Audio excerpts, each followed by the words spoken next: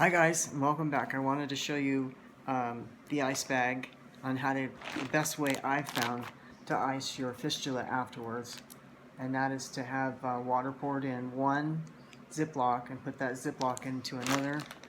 This is what it looks like. So you have two bags and you've poured your water inside one of them, and I'll tell you why this works better than anything else that I've seen. I've tried the rice bags, that doesn't work so well. They have expensive stuff in the store that didn't work so well for me and nothing forms around your arm like the heat. And so what it looks like when you put it, this is what my fistula looks like after the day after dialysis. And what's going to happen, I'm just going to show you on this one because I cannot show you, it takes too long to show you what it looks like after it's set on your arm, is you put this on your arm, and what it does when you put it on your arm, it will start to form on your arm. If you guys can see that, see how it's formed around my arm? You want to pick a spot that's kind of closer this way, because after 20 minutes on one side, you'll have room now on the other side to turn it around and put it in the higher part of your fistula, the fistula that didn't get iced.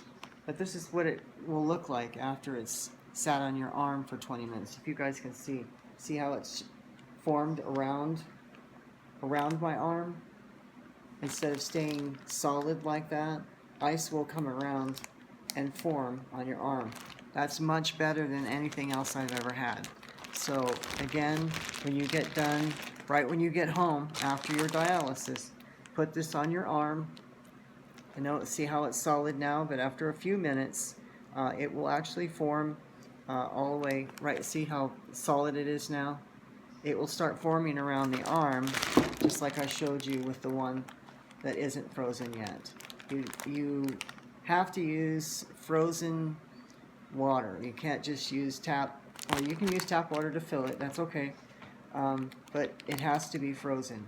But I wanted to show you an example of what it looks like, because what it'll do with the frozen bag is eventually it'll start forming around your arm, and that's what you really want. You want the top and the sides iced as much as possible.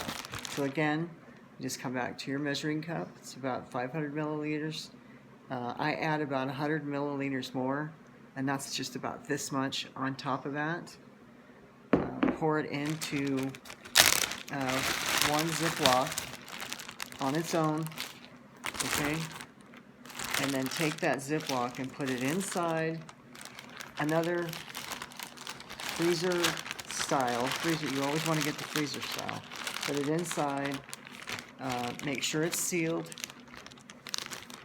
leave it in the freezer, so when you get home you can put it right on top of your fistula. And this is what I meant by when you use this and it's frozen, what will happen after the heat of your arm, it'll start forming even around your fingers. Okay, this was just the example. This is what it looks like when you get ready to put it around your arm. So I hope that helps you guys.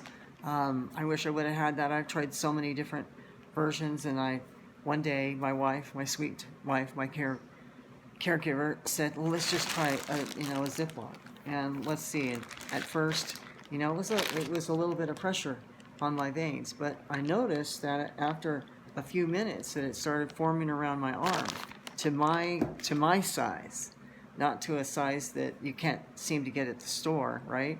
And the ice cubes, what the ice cubes do is they start falling away from the center. That didn't work either. So this is the best way. And what you can do is during your icing, when you start to see it form, you can move it a little bit to the side for 5 to 8 minutes, and a little bit to the side for 5 to 8 minutes.